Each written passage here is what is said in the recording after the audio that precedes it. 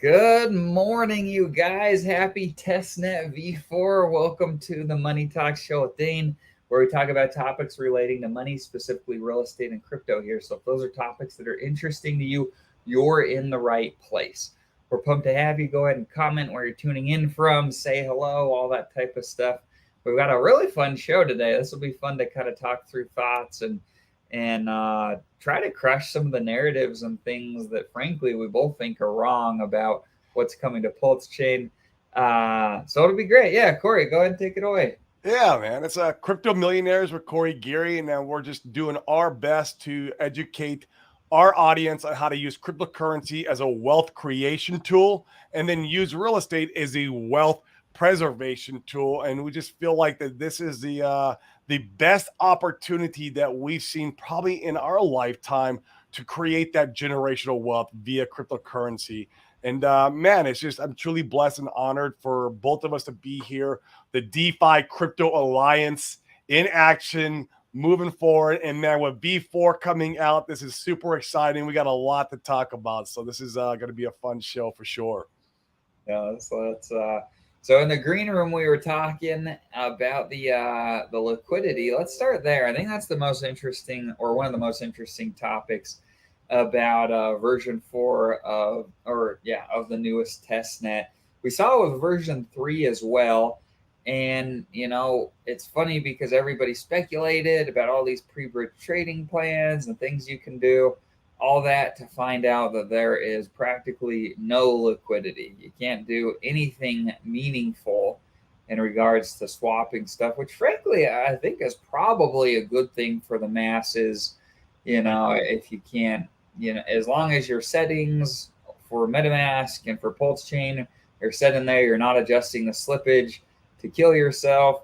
I think a lot of that will help protect the people, the masses, as they rush in. So, that's one good thing about it. It's a little frustrating that essentially all of our ideas are now out the door largely. Would you agree with that, Corey? I do Disagree? agree, man.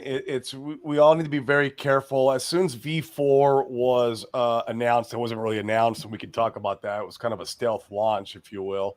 But as soon as we knew, I knew from I think it was either Walrus or KDP. I can't remember who. I think they both tweeted at the same time.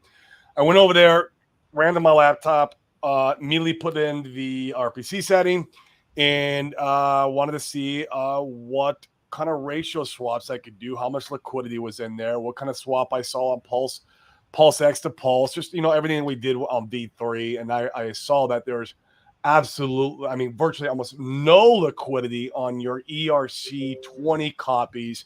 Not talking about Hex, talking about like if you have some Sheeb or if you have some Link or some gaming tokens or whatever you have in your wallet. Almost no liquidity, man. I mean, it was really thin. You might be able to get, I would say, about 5% of the value of what you have over on the Ethereum side out, and that's only up to maybe a couple $100 worth. And at that point, the liquidity pool runs dry. So there's virtually the whole holding the ERC20 through the fork is just it's non-existent. The strategy is non-existent, and it's been confirmed from more smarter people than us that's how it's going to be. That's just how it's going to be, right? And same with the there's a little bit more liquidity with the Hex, the P Hex pair over to the Pulse X, but even there, man, there's nothing you can do significant to really to establish any kind of bag. I mean, you can do a little bit obviously, a few $100 worth, maybe up to $1,000 worth if you're lucky, but it kind of DC your way in the 48 hours that we'll have pre-bridge. I know we have talked a lot about I want to get into PHEX, and I'd be willing to swap a portion of my Pulse X bag for PHEX if the ratio was very advantageous for me. And I think it will be, but you got to be careful because the slippage will be so high. You will almost have to just kind of DCA into that PHEX as that pre-bridge. And I don't think still at any point you're going to get a significant amount or establish any kind of big bag because like you said before, the slippage, it's going to be like 10%, 15%. I'm not risking my bags for a 10, 15% slippage. You know what might be a little bit of a fun play, and I don't know how necessarily lucrative this is, but with the liquidity being so thin, if you had some pairs they got copied over that you were willing to put up, you might you might be able to crush those fees and earn incentive token. Now that's like full blown degen play, right? There's no Oh yeah. liquidity. You're pretty much the only one putting any of it up. Like so, you know, that's not something that I would necessarily recommend, but it's interesting to consider and think through. And frankly, I think the farming pools in general, you know, I think there's some opportunities there with smaller bags to be able to go and Yeah. have Sure. that as part of your Sure. play, part of your strategy to say, hey, I want to earn some incentive token, earn some fees. I'm going to take a portion of my stuff and go and do it. Now, keep in mind if you go and do that, when we were looking at V3 on our previous show, some of those pairs were just stupid, like over 1,000% APR. You know, pulls like that, they don't last like that forever. The APR comes down, so don't like put in your stuff banking on that being your yearly return. Understand that those are going to I can't dwindle retire off that. relatively quick. I wish that would be great. Throw 100 racks in there and call it a year. That'd be great. Yeah, I'll tell you, man, what it's done for me, these two test nets that have coming out and showing us what mainnet's going to look like, it's got me convinced more and more that I'm basically just going to sit on my hands, man, when it launches. I mean, Me too. I'm not going to be doing much. You know, I'll go in there and I'll look around and see what's going on, and maybe I throw a couple $100 here and there, that way, this way. But for the most part, man, I'm not doing anything meaningful pre-bridge. In fact, even after the bridge comes in, obviously I might initiate a DCA strategy, but I'm not going to be doing anything meaningful, any Well, big let's giant talk about that. trades. So say the bridge comes in, right? I mean, how soon until there's any meaningful liquidity? Even after the bridge, it's probably a few days. You know what I mean? At least Yeah, could be. maybe longer for people to come in and be willing to put up their tokens and create pairs to be able to swap between. It sounds like the AMM bot is probably going to be pretty um, conservative with how it releases the liquidity. It will be, and it releases the liquidity on the level of transactions being done on the chain, the activity. And I got this. Well, I learned that from Gamma. Is that by the more activity we're going to see on the chain as a whole, the more, I don't know how that works. The more the NM bot will provide liquidity overall on the chain. It's going to be holding most of the liquidity back, and then it Right. just kind of like drips it as it goes Which along. is probably good. Like I Yeah. like that. Yeah, I like that plan. I think it's good. It's just yeah, it's just interesting because like we talked about before, everybody thought you'd have a big first mover advantage by being quick to the pools, and that just doesn't appear to be the case. Yeah. Yeah. Yeah, and I think RH wants it that way. You know, why give the world a bunch of high dollar of free money? You know, a lot of free money. He's going to give a little bit where people could come in and suck out a few $100s here and there. But why give people like just thousands and thousands of dollars for free? I mean, it's yeah. It's a good point. It's a really good point. Mm. This is a great question. Will there be a new snapshot date before Pulsechain mainnet? What do you think, Corey? So, are you talking about okay? Are we going to be given a date for the fork? So let me clarify one thing. There is no snapshot with mainnet. There's just the fork. That's it. A snapshot is implying that you're taking a picture of a blockchain for like an airdrop or something like that. It's done for other means, but for what we're doing here, this is a straight hard fork into Ethereum where the copies will be instantly on the Pulsechain ecosystem. There is no snapshot. It's just a fork. And what when RH does this, no, probably no earlier than a week before mainnet is released. No more than a week before is from my discussions with Gamma. Um, so if he were to fork today, for example, you would anticipate within a week from today that mainnet RPCs would be released.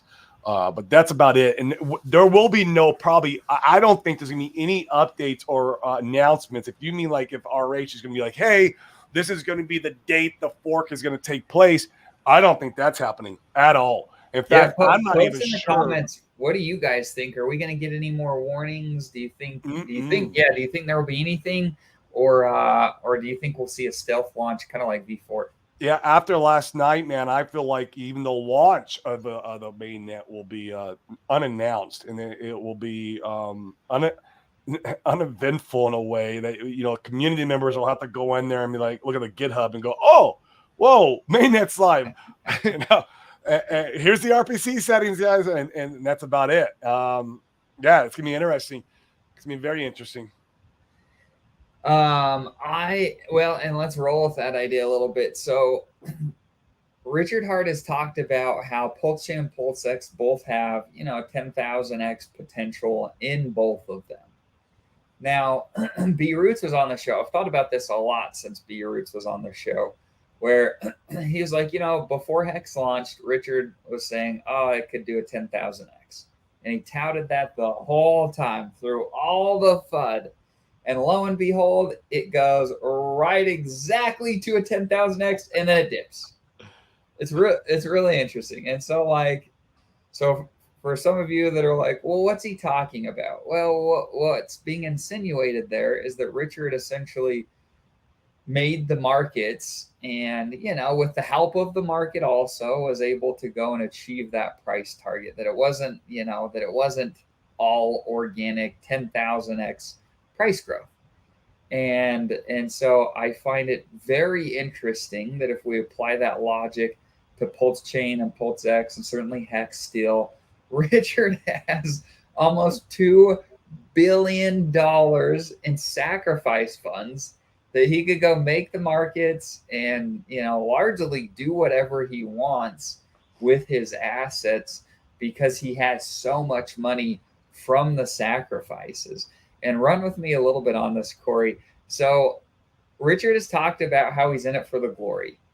And I find people talk about these like conspiracy theories. Is Richard gonna like take us to the moon? I'm liking the idea more and more. We saw about a month ago where Richard was like, oh, I'm gonna donate my fancy cars that I bought. Who should I donate them to? And I'm like, man, I don't think Richard really cares about all the fancy stuff. I really don't. I think that he's kind of thought it was fun and go and do all the marketing. I don't think he cares about it that much. And so could he go and take the SAC money and really like make his assets do something special? What do you think? Oh yeah, man. I mean, there's a market maker in every asset. Usually it's other whales, it's institutional money. If you're talking about Bitcoin, you have market makers there. And in our little ecosystem, we have a market maker. It's probably the OA. If you go on Uniswap right now and look at that liquidity down there in the what is it? It's like the 5.5 cent range all the way down to like, I don't know, I think it's 1.5 cent, maybe it's 2.5 cent.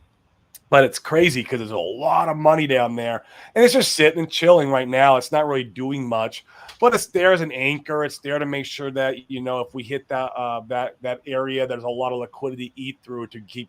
That way, you can't just destroy the price with a big market order. And yeah, I feel like there's going to be a lot of support for both assets. I feel like RH knows how to finely tune liquidity pools to where when there is price activity, it pumps like crazy. And then he knows how to put in support at the right time with the anchor of the liquidity to keep from getting eaten up too much. He doesn't want to put that liquidity now in Hex up into the 7 cent range because he wants dumpers to dump. He wants lettuce hands to get out of the ecosystem. Let them out and don't let them get the value that they deserve, right? And that's his ideology. I promise you. I promise you he knows his game better than anybody. God, he does. He's so smart. I'm so blessed to be in this ecosystem. And he will do the same with Pulsechain and PulseX to the T, man. He's going to know how to finely tune those liquidity pools. The OA is going to be in there playing the game. And with that kind of economic energy in your back pocket, oh my God, man. And with the bull run on the horizon at the same time, like you could do some amazing things with that tool. And yeah, I think you're right, man. He doesn't really, he's got a lot of money. He's done his thing. He's a marketer. That's what all that outrage marketing was. That's what all those cars was, everything else. I'm sure he had a good time doing it, right? But once you have stuff, like it's like, I mean, we got some stuff. Like I got a C8 Corvette. It's not a Lamborghini or anything, but it's like, I got it. It's fun. It was my dream car. It's like, okay, you know, and I'm going to sell it now. I'm going to sell it for the Puerto Rico. Like I'm going to let it go, even though I like the car. But you kind of like, you get stuff and you just kind of like, okay, that was cool. What's next? Like right now, you get to that point in your life where like, okay, I achieved this, but this is like, you know, I need something more meaningful in my life. And for our age, is to make an impact and a difference in the crypto space.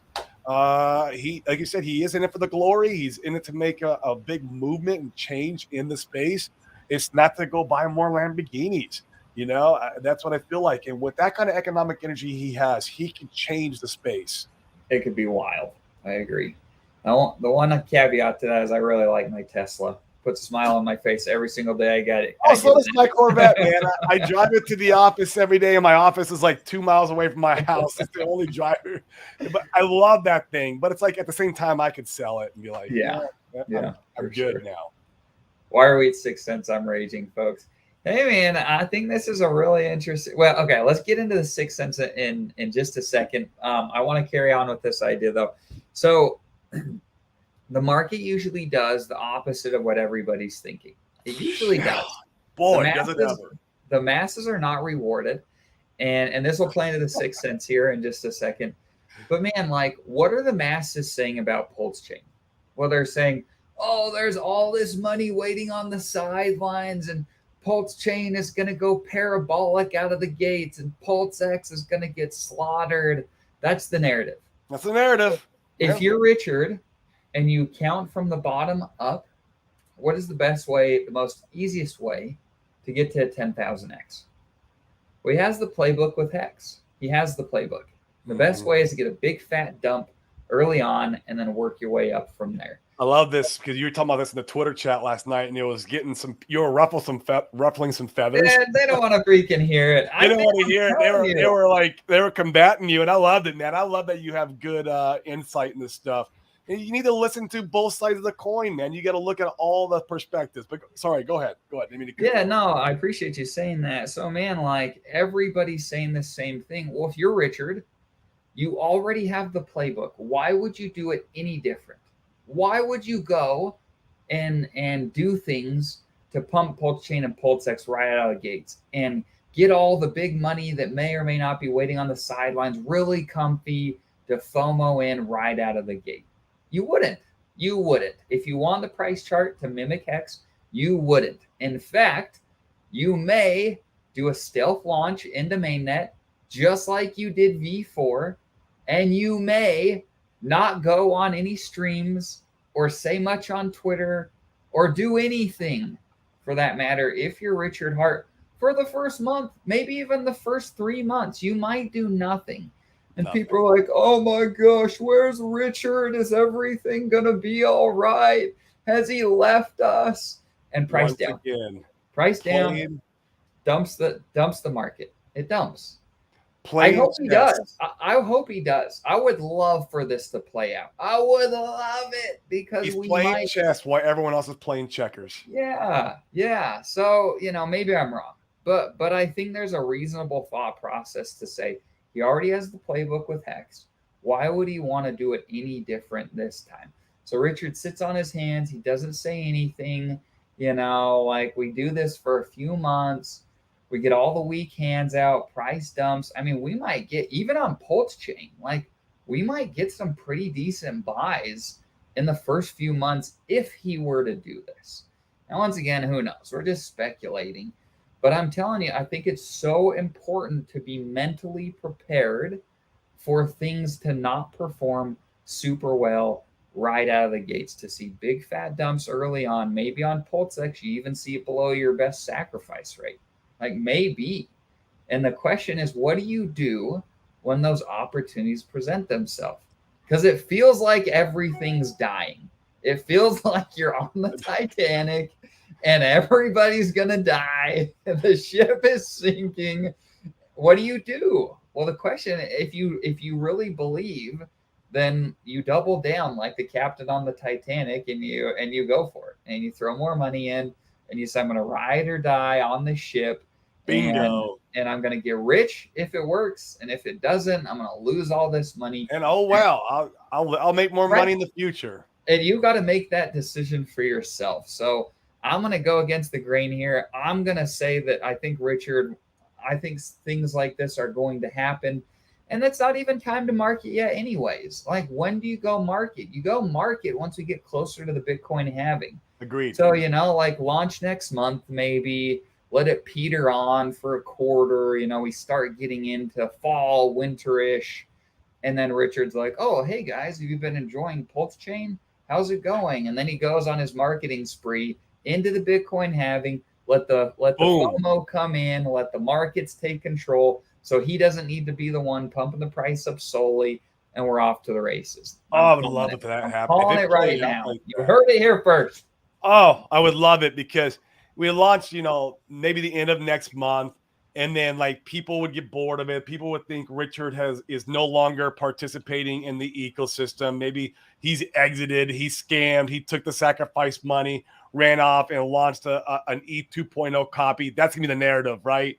And people will be dumping, and then I'll be there with my bags open. Yeah, you and me dump into my bags. And, you just got to be patient. Yep. I would love that. I would love it so much, man. Oh, yeah. You guys heard it here first. And you can come in. You can come and troll me if I'm wrong, but I'm telling you, already has the playbook. Yeah, that's I think the 6 cents is there. I mean, man, we're still a 3x up from the low. We're still hovering there. I mean, plus people right now, they got shiny object syndrome. I mean, how many people sold off Hex to go buy Zen in this last Zen pump because the green candles, people will feel no. I mean, retail is so predictable. It's not even funny. I can't believe the things I see in this ecosystem. I think it's in every space. It's not just here, but it's like FOMO is such a real thing. Everyone's selling off all their assets. I mean, we saw everyone selling Pulse Bitcoin. We saw everyone selling Hex. We saw everyone selling Icosa, and they were all going buying the top. The top. It's already done a 10x. I mean, want to go buy it. Have they not learned anything? I have nothing against Zen, guys. I don't. In fact, I have wallets. We've got our Zen bags. I've minted a lot of wallets, but really, agreed. All right, so here's the Hex price chart right now. Can I change this? Let's see. All right, so Hex price chart, this is on over the last 7 days. So here we are, price is down, down, down. It's petering out. We saw V4 and then a little pump. Went from what? A very little pump. 63 cents, little baby pump to almost a penny. And then it peters out and then they sell. And they sell it down. Majority of that was one guy. It was 700 grand worth. He came in, it was like 650. He came in, bought, and he made like 20 grand and sold. Yeah. So what is going on with the 6 cent Hex? And feel free to put your guys' comments, post in the comments why you think this is happening. So look, and some of the guys were grilling me on Twitter this morning for me putting this out there. But look, like, we saw the same thing with Hedron. Like, this feels so much to me like the Hedron, You called this, bro, like 3 months ago. Yeah, we've been talking about this. So I'll tell you guys, when Hedron was going on this parabolic run, I shot myself in the foot because we thought, or frankly, I thought that the auctions would start with Icosa. We would see it pump, clear through to Icosa launch, maybe a little after, and then see a little buy the rumor, sell the news event. And it didn't happen. The pump didn't happen. I was exit liquidity buying in there because everybody that wanted to participate, they'd front ran the event. They'd already gotten the hedron that they wanted. They already had their bags were packed, and then you had a sell off after ICOSA launched. And you're seeing the same thing, in my opinion, here in Hex, where, like the people that want the free copy, their bags are packed.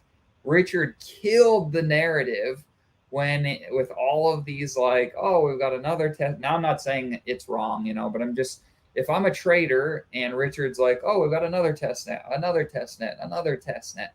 Well, I don't want to come in and trade this. Like, you've lost all of that FOMO. You've lost the excitement into the hex price.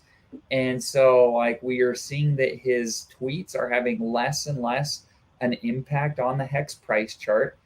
And I don't think, I wouldn't be surprised at all if price continued to peter out here, clear through the Pulsechain launch. Richard does a stealth launch. We don't get any news. And then, frankly, I think we'll see some early end staking with some of these guys ending their stakes early to bridge money over to Pulsechain, Pulsex. Like, I think in the short term, we've seen what we're going to see here on the hex chart. I don't think we're going up anytime soon. I'd love to be wrong. But I'm excited for Pulsechain so that hex price is not so heavily attached to Pulsechain launch, and it can start to go and do the things that it needs to do. Once Pulsechain is out, then we can start to see some price reaction and move on its own, and it'll be good. But once again, if we're running on the idea that Richard is going to slow roll all of this into the next Bitcoin halving, we're like a year out from that, then like I think all of his assets could not do that well in the short term. And that'll be an incredible opportunity if you're a believer, if that were to occur, to be able to scoop up some very nice bags. So be prepared for whatever may happen. Yeah, and there's one more thing to take into consideration, guys. We still are technically in a bear market. The economy is in no better condition. It's still bloody out in the streets. Things are hurting right now. It's no different in the cryptocurrency market. People are thinking, oh, it's mooning. Bitcoin hit 30,000. Well, no, it's coming down off already off its 31,000 price target. And B Roots had said it really well one time. He says, in a bear market, when you get bullish news, it will not affect price. Only bearish news affects price. And of course, that's to the downside. The opposite is true also in a bull market. In a bull market, bearish news does not affect price. Only bullish news affects price, which pumps the price. So it's the opposite. So you're in a bear market when you get bullish news and it does nothing to price. So this is always true in crypto. So that's how we're still in the bear market, guys. I mean, when all this was going on initially, if you remember the initial FOMO of Pulsechain, Hex hit 50 cents. Yes, it was the initial buy the rumor, sell the news, but we were also still in a bull market then. There was a lot of liquidity sitting around on the sidelines waiting for whatever. The money printers were Burr back then. It is not the same scenario right now in the economy. It's just not. And to your credit with that point too, Corey. So still in the bull market, Pulsechain, we see pump through Pulsechain sacrifice, go into a bear market, have Pulsex sacrifice. It starts and price continues downward. Yeah, absolutely. Yeah, and so you got to take that in consideration. And I think you're right, Dane. There's a way to play this market up into the next Bitcoin halving. 2024 is looking pretty good, guys, overall. You have the presidential elections. You have probably at some point some kind of Fed pivot, whether it happens, at the end of this year, beginning of next, we don't know. But it's coming. They can't raise rates forever, and they've wrecked the markets for well over a year now, raising rates. So that's coming. And Bitcoin halving's coming. So we have some relief in sight, but it's still down the road some. And there's a way to play the game through this. Once again, Richard Hart's playing chess while we're playing checkers. Right. Well, and if you guys watch Sami's streams, he nails it. And all of his Twitter stuff, he's like, look, he talks about the washing machine, how there's like hope and a pump, and then a price. We're in the washing machine. Washing machine, back and forth. and we're holding like the plan, our plan. You have your own plan, whatever it may be, but our plan is to hold till 2025. You know what I mean? Like that's the play. We want to play the cycles, and so like don't get washed out because of the washing machine. Be patient, be consistent, and be wise out there. Like we're gonna be fine. This is just part of the washing machine. Yeah, Gen Hex. I'm the last guy to FUD Hex, but seeing the weak pumps after the last two Pulsechain test nets coming out, I don't think we'll even get back to 12 cents before mainnet. I agree. I agree. That was our blow off top. No, I agree. Very Yeah. weak blow off top, but it was a blow off. I mean, it's pretty strong, man. From lows, it's a 6X. I guess, yeah. That's a but reasonable. that was nowhere. I thought we were going to 26. I did too. But I was hoping they were, man. No, yeah. I mean, maybe it's a good thing it didn't because I would have sold off my liquid hex position, and now I'm just going to keep it and hold through the fork. Sure. B-Root's latest Pult all-time high prediction was 1,000 to 1,500x. Remember Hex 10,000x on anticipation for Pults coming out. That's a great point. Yeah. So it ripped because of that launch. And don't discount, once again, Richard's playing chess, man. So what other events could he come out with, in the bull to really pump? Are there other things he's talked about? The wallet sacrifice, he could do that, like that could pump price.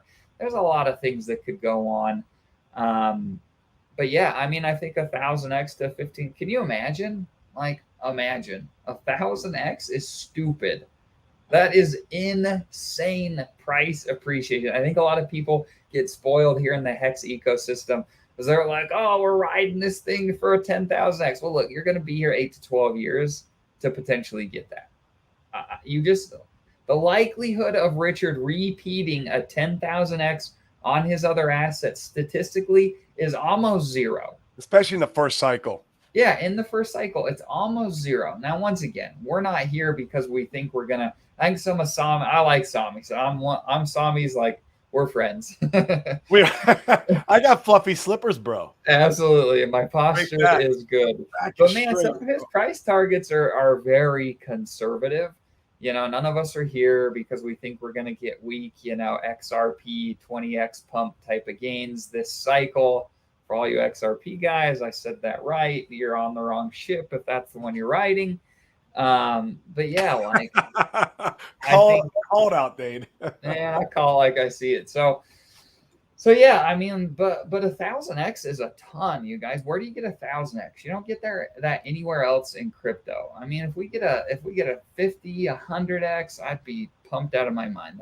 That's what I do. I build my portfolio in a way with my total portfolio and say, okay, what does this look like at 100x? What does it even look like at a 10x, right?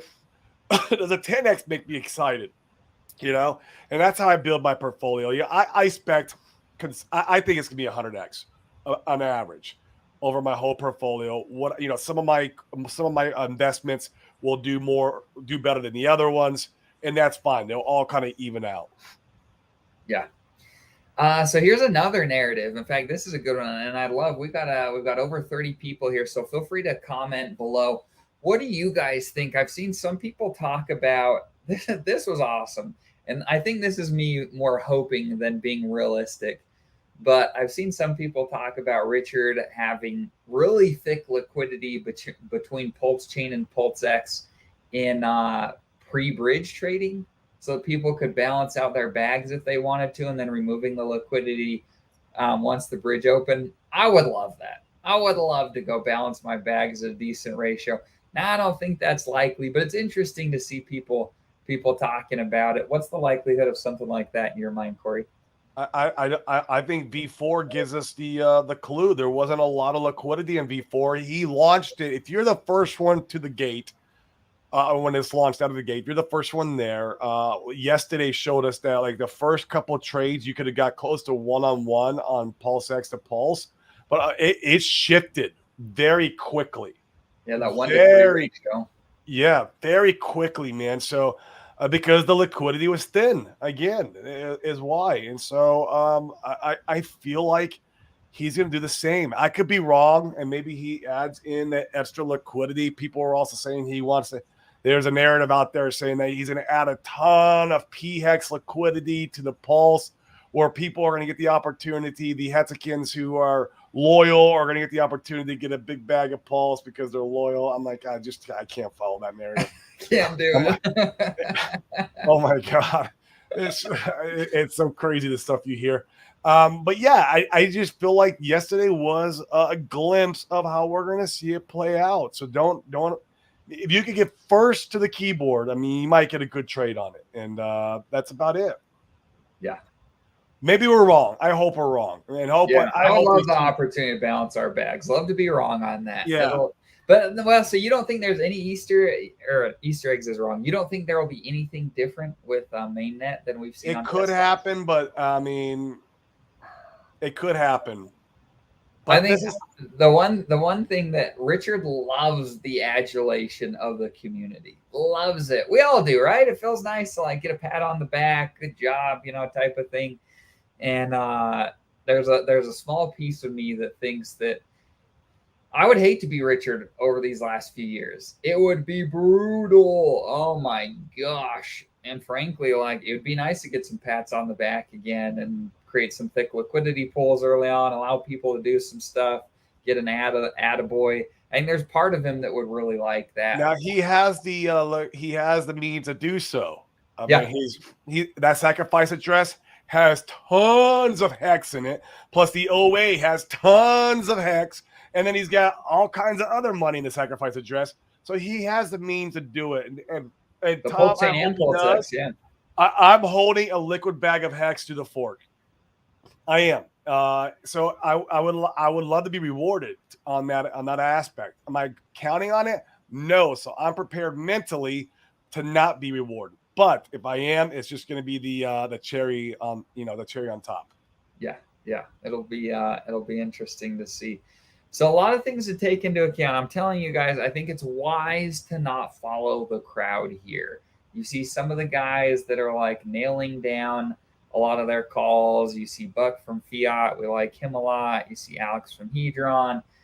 You see Access Alive. You see Sloth. I mean, I don't hear any of those guys talking about, Pulsechain just doing perfectly and selling off into the sunset. Like it's important to be patient and consistent and build to 2025.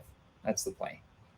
So it'll be fun. What if I feel like the crowd's always wrong, and what if we get Pulsechain launch and then EHEX moons?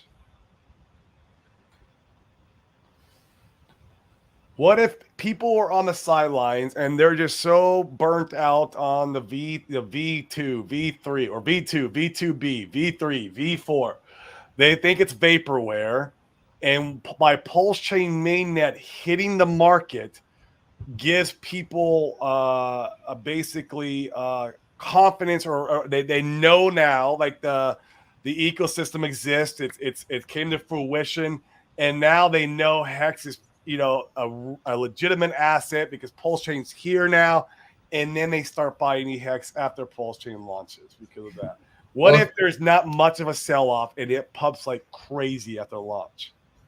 Well, okay, so here's another scenario that I think is a little more likely, but in the same vein. So say that Richard slow rolls everything is like selling off. Well, if you want to run with the idea, Hex is his baby, his first child, if you want to run with the idea that that's the one that he wants to prop up first or most, well, and especially if you believe in the idea that EHEX and PHEX should be in some sort of parity, you could let it all bleed out, slow roll everything, and then pump it on Ethereum, pump Hex, bring some life back in. People start seeing some green candles, chase that price until PHEX and EHEX were very similar in price. Then you can bond them in liquidity, and then you could go back and run Pulsex and Pulsechain. Yeah. I could see that playing out. That would be really interesting. Yeah. I just, I'm tending to, whatever the crowd thinks, like the crowd thinks Pulsex is going to dump hard out of the gate and Pulsechain's going to rock it. What if the opposite happens? What if I know you can't imagine in your head the opposite happening, but you need what to. scenarios? So what scenarios under what scenarios would that occur? Let's talk about that. I'm having a hard time like coming up with one that I'm like, oh, that's feasible. But If you guys have any ideas in the chat, everybody post and them their up. mom is saying that's going to happen. Right. Right. And that starts to make me think that maybe it's not going to happen. Has K for K done a good enough job talking the Wells into the idea that Pulsex is so incredible that they buy that instead? We'll ride on K for K shoulders and have him take us to the moon. That's one of the one. Nothing plays out the way the crowd thinks. Just remember that. Nothing ever in crypto plays out the way the crowd thinks. Now, it might not happen like that where Pulsex doesn't dump and then Pulse dumps, but maybe they just come out and they ride in parity together, and nobody would have ever thought that. That's an interesting one. Maybe you don't see the pump in Pulsechain like everyone's anticipating. Maybe it's a little bit more of a mild pump. Yeah. Maybe the dump in Pulsex is more of a mild dump, and then you see the retracement in Pulsechain, and while that's retracing, people would get a little bored and they rotate over to Pulsex, and now you see them kind of like oscillate off of each other. I just want to keep a very open mind on every scenario, and usually it's not the scenario that the crowd thinks it's going to happen. Yeah, almost every time. Yeah. You talk about opportunity zones, tax advantages, and if we participate in OZ. Do you know what OZ is, Corey? I'm not. I don't know. OZ stands for ounce. Yeah. Opportunities or the tax advantages. I mean, obviously, it's 420 today. Corey and I will not be participating in not in that kind of in any weed smoking today. I haven't smoked weed in years. not us. Opportunity zones, tax advantages. Absolutely. You want to take the tax advantages, Corey? I mean, the tax advantages that we're going to be doing is, if you could go back to our show from yesterday, we talked a lot about it. We're exploring a Puerto Rico option. We're like not both 95% in with that option. Now, depending on where you live in the world, obviously every place is different. You have opportunity zones like that everywhere where there's somewhere you can go and take a tax advantage there. The other place, well, at least here in the United States, the other thing you can do is start getting involved in real estate.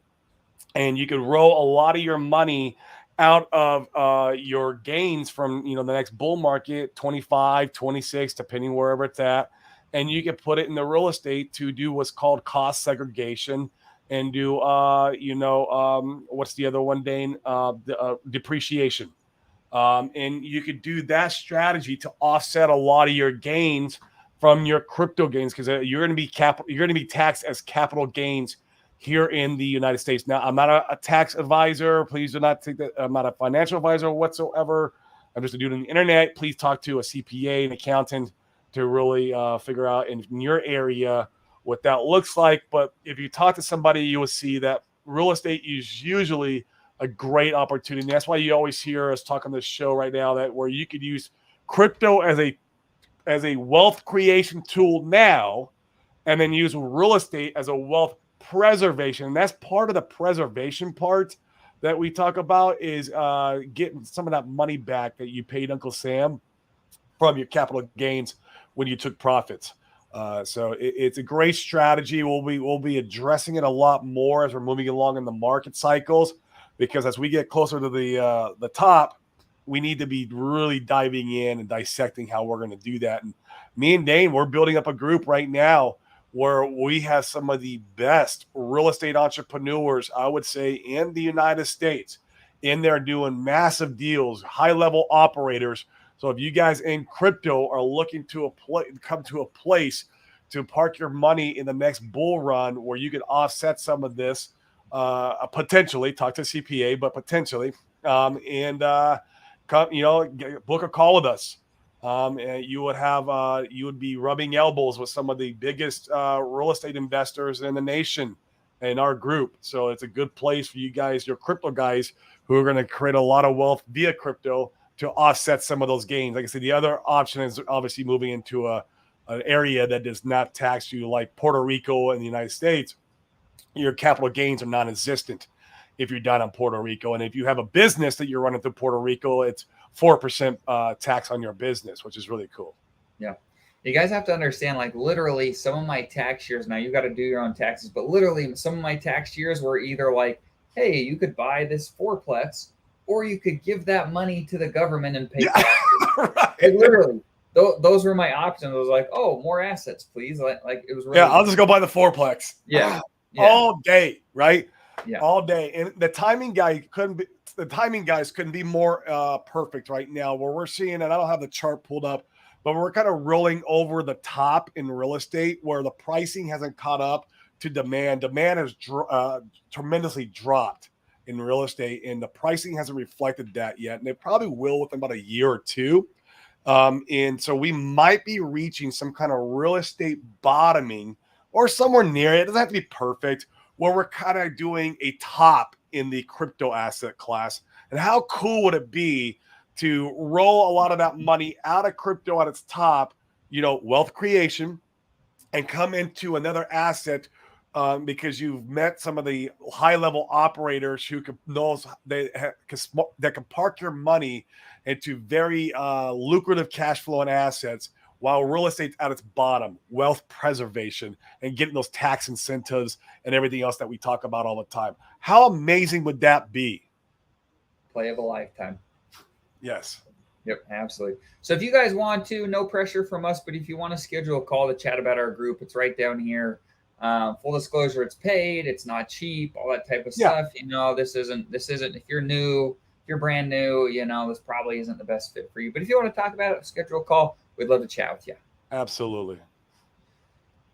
Too many newbies got in on Pulsechain SAC that came from the second 2021 BTC peak leftovers. They're ready to market dump in the first 30 days. I can agree with that sentiment, Paul. Yep. Absolutely, Paul Sachs. There was a lot of low-level wallets in there, but you never know. There might be enough whales gobbling it up too. So, I mean, it's hard to say, but that is definitely there's a lot of retail in the Pulsechain SAC. You got, and also, I think it's interesting to consider. Sami's talked about this. Like, Richard has essentially, or people have essentially had a year and a half to be trained on how these things work. I think there's a lot of people that with K4K's content, and Jake Sharp has done some, and Cryptographics, and some of these others on Pulsechain. I think there's, me being one of them, like, I think there's a lot of people that are not going to sell their Pulsechain that would have otherwise. And so it's going to be really interesting to see like how that all shakes out. I'm not selling mine. No, I feel very comfortable holding it. Absolutely. Guys, if you do me a favor, please smash the likes for us, subscribe, hit the bell notification, help us with the algorithm here, so we can bump the show up and get as many views as possible. Yeah. Tom's in the group, says group is awesome. Absolutely. Appreciate you, Tom. We are getting close to 90 members. We have a free event coming up in May that'll be fun. We'll talk about the markets for a day, talk about some of our favorite assets that we're in, and hopefully find some more members that we can onboard into the Richard Hart ecosystem, teach them how to do this right. So we're excited about that. This is a good one. Would love you to talk more about Trust Token in the future. I think cashing fiat out from crypto is a big issue for a lot of us. Absolutely. So I've thought about this a lot. I think that there is a decent chance. Well, what do you do? So here's a few scenarios. Let's say that like the truth usually rests in the middle of any topic, and somewhere in the middle, right? And so you see a lot of these doom and gloomers talking about how hyperinflation is going to come and destroy the country. And then you have other people who are like, everything's fine. Well, the truth is probably in the middle. There's probably going to be continued inflation. It's probably not going to be Great Depression era issues, but everything is not fine. That is ludicrous to say. And so, let's run with that idea. So we have a little bit of inflation, and let's say that like your buying power, you can go and buy a gallon of milk today at the store for, I don't know, what is it, like $5, $8, something like that. Well, what if it's double? Give it 2 years. What if it's double? I don't think that's the craziest scenario. Your dollar has lost half of its buying power over the next couple of years, and you're in crypto and you have an asset that you need to go and buy or sell, or goods and services for that matter. We're in real estate. Me and Corey, we have been for years. If I own real estate or I want to buy real estate, do I want to go and buy it in fiat, in this asset class that only goes down? It's like Zen up until a month ago. It only goes down. Yeah, I don't think fiat has any future in it though. Zen has, I believe, a Yeah, future. yeah, yeah. We got our Zen back. I'm interested to see what Zen does. The only down I token. joke. Fiat's the only down token. Yeah, yeah, yeah. Like, so what do you do? Well, I'm way more interested, and I've seen it already. I sold one of my Teslas, and I had a couple of people approach me and said, "Would you take crypto?" And I said, "Absolutely." We're already seeing it in real estate, where if you go on the MLS today, which is the most multiple listing service, it's where almost all agents list their properties for their clients. You can go, and at least here in Utah, there's a box now for cryptocurrency. You Yep. can go and buy crypto or buy real estate with crypto. We're Yep. seeing that There's more and title more. companies that are coming along with it. My broker, I was licensed all the way up to the end of last year. My broker, she advocated for crypto and payments in crypto. Yeah, it's coming more and more widely adopted and used in the real estate space. Yeah. So to answer, so long story short, I'm not that worried about fiat. Like, I'm not that worried about it, because if Not God in the forbid, near term, for sure. yeah, yeah, not in the near term, because the world's already adapting to transact in crypto, and I would prefer that, and I would prefer to buy goods and services and transact with assets that hold value better. Now, of course, like, there's the volatility, but we're already seeing that. And so, yeah, if there's a scenario where right now we love Trust Token has been excellent. It has its, you've got to be careful about how you are moving money in and out through Trust Token, because if you mess that up, you can run into a lot of issues. But as long as you're following all the instructions, it's been slick. It's been really nice. But if we don't have opportunities to use things like this, if the United States government wants to make it incredibly difficult and there's practically no on and off ramps, I'm like, freaking go buy stuff in crypto. Like, I'm not that worried about it. Absolutely. Yeah. And I think, in the short term, yeah, fiat is going to be fine. Now the narrative will be like, oh, fiat's dying, the dollar's crashing, it's over, the United States is done with. And that will be the narrative that will help facilitate the next bull run into the Bitcoin halving. That's just going to be a narrative, though. Is it true? Yeah, there's some truth to it long term. Yeah, absolutely. Oh, this is interesting. I found a random new guy out of KC yesterday when I was selling my car that got in on Pulsechain. He hasn't tuned into anything since then. He's just waiting for the next RH stream, he said. It's interesting. I get it. There's a lot of people like that, I think. And to Paul's earlier comment, a lot of those are probably going to be dumpers. Yeah, if they haven't been tuning in or doing anything, a lot of them are going to be dumpers. I think there also could be a fair amount that forgot, and they're just not going to be paying attention, and they sit on it for 6 months or a year, and they're going to start hearing about it once the green candles come, and they go back and look and be pleasantly surprised. So yeah, it'll be interesting. Is it a good time to buy real estate right now? This is very dependent upon your tax situation, where you're at financially, all of that stuff. So we Your can't tell you where you yeah, live. yep. So we can't tell you if it's a good time to buy real estate for yourself. We certainly can speak to the real estate market in general, though Corey and I both feel pretty strongly that real estate has seen its top, that it's already correcting. It's a slow market to react. And so Yes. we feel strongly that, just like Corey said earlier in the stream, if you go back and you look at 2008, now I want to put a caveat here. I do not think we're going to go see a 2008 type of correction. It's the most recent real estate correction. It's on everybody's mind. If you go back and you look at real estate corrections and you look at economic recessions, real estate has only gone down significantly in price like twice ever. And so I don't think that we're going to see a 2008 event again. However, with the idea that it takes a couple of years to correct, neither Corey nor I are buying any real estate in the short term. We are 100% into crypto. As far as investing is concerned, Corey and I are only buying crypto because there's nothing else that paces like crypto, especially moving into the Bitcoin halving where we are now. And yeah. But Tom, I mean, Tom's here. Tom's in the group. Tom is actively doing real estate. Tom can post his comments. Any other guys that have a comment about that, feel free to post it. We can look through it. But yeah, it really varies. It depends on you. Sorry, that's not a really clear answer. Can you see this chart? I just texted it from my phone real quick. Oh yeah, we see it. Home price / median income ratio. You can see right here, this was the last housing bubble in 2006-ish to 8-ish, where it came crashing down. And this is where we're at right now. You can see it's starting to roll over the top, but we haven't seen much downward price movement yet. It's been a little bit, but this is a very accurate, I feel like, accurate chart where we're at in the United States, and especially in the A markets like Arizona, California, Utah, Oregon, Washington. The Midwest is a little bit different. They don't experience the price appreciation in this asset class like we do over here in the West.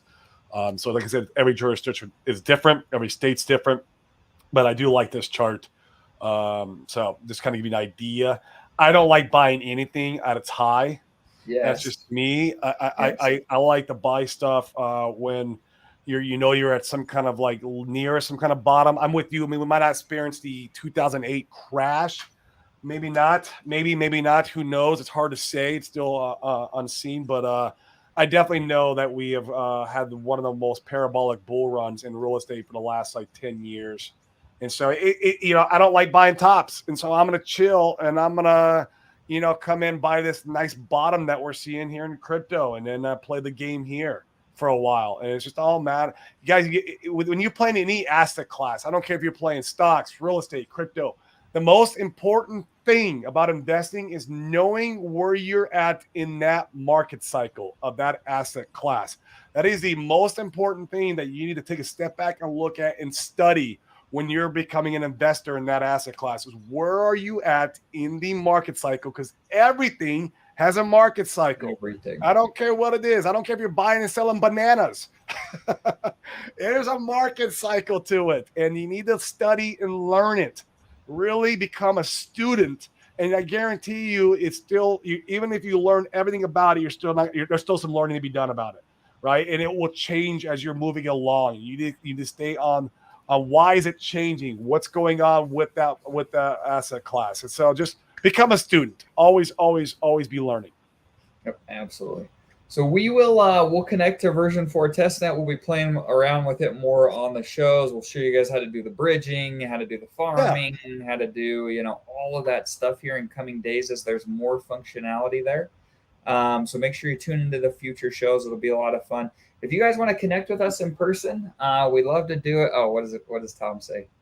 He says, just don't buy real estate at retail price right now. There's the other option. If you're good at what we call the wholesalers are really good at. We did wholesaling for a long time, but we got very good at calling homeowners direct to seller, right? You call them direct to seller and you negotiate the price with them. And if you can negotiate a deep discount off that property, maybe the property is in distress, maybe the homeowner's in distress. And this is what you're using as leverage to negotiate because you're trading convenience for money. And Tom is nailed it in the head. I mean, me and Dane built a 7-figure business off of that model. That's exactly what we did for the longest time. And yeah, if you're negotiating deep enough, you can get some pretty good deals. Yeah, absolutely. Francis says, are you going to set up your group in PR? Our group is nationwide right now. We have people from all over the nation. They're in the group. with Yeah. people from almost every single state, with people from other countries. So we're already, we're already kind of all over the place. That's how we Um, did our real estate business too. I yeah, was nationwide. Corey was. I was more local. Yeah. You're more local. I was a nationwide buyer and seller. And also I had a real estate mastermind. My real estate mastermind was nationwide. I've done nationwide for years now. Yeah. Virtual. I mean, it's like I can do anything virtual. I don't need to. I'm not driving out to the house and knocking doors and taking pictures myself. That's just not how I operate. Right. But yeah, Corey and I have talked privately about doing some events in Puerto Rico. I think that'd be a lot of fun. So I imagine that we will Meetups, probably yeah. doing things like that. Yeah, next year, 2025. So yeah, if you guys want to connect with us before Puerto Rico, I'm in Utah. Corey's in Arizona. Feel free to message Francis, us. I see you're in Sierra Vista. Shoot me a message on DM me on Twitter. And there's local meetups going around here, and at least in the crypto space. Tim Benjamin is hosting them, and he kind of travels all over the state of Arizona doing local crypto meetups, and I can put you in touch with him. I go out to those meetups sometimes, so it would be cool to meet in person. Yeah, love to meet you guys in person. Anything we can do to help, love to do it. More on a personal level for people in PR. Yeah, absolutely. If you want to come out to Puerto Rico when we're out there, we're going to be out there in for the month of June. Yep. Corey will be there a little bit late May. So if you want to come out there, if you're out there, send us a message. We'd love to meet up with you. We will be out there permanently starting January 1 of next year. And 24. so it'll be fun. We'll be bringing you all the gold of what it's like to live in Puerto Rico, how to do things correctly out there, what resources to connect with. It's gonna be a lot of freaking fun. It's gonna be a lot of fun. Yeah. Maybe my wife and me will catch y'all in Puerto Rico. Midwest is home for right now, though. Yeah, absolutely, Paul. Come on down if you're there. Yeah, you guys can get us on Twitter if you want to hit us up. We're accessible. We like doing that. Corey and I both are. We're in a place in our life where everything we do is purpose driven. We don't have to make. We don't have to make $1 today in order to feed our families. We've been really blessed. And so we're very interested in meeting and greeting and helping any way that we can. So feel free to reach out to us. Absolutely. Guys, and make sure you tune in tomorrow. We are doing open mic days now. This has been a lot of fun. We tried this last Friday. It was just a blast. We had like 9 people on. Randy Hilarski came on. Crispy Man came on. And we had some people from the group come on. And so, guys, come on. And is Spark Burger still in the chat? Spark Burger, if you're still here, come on, say hi. We'd love to talk to you about maybe arranging a TA analysis day too, where you can come on and do some technical analysis for us on the regular, because he's really good at that. So yeah, guys, I just want to make sure tune in tomorrow for the open mic day. It's gonna be a lot of fun. That's a great point. Yeah, especially if you've got opinions on V4 that we haven't considered, or you think we're wrong, or there's things that nobody else is talking about that you think that we should be looking at. We want to hear all that stuff. There is no ego here. If we're wrong on stuff, we want to know about it as fast as humanly possible to adapt, and we're all here to make as much money as humanly possible. So it'll be fun. We're pumped that you guys are here on us with this journey, and with that, we will catch you tomorrow. See you guys.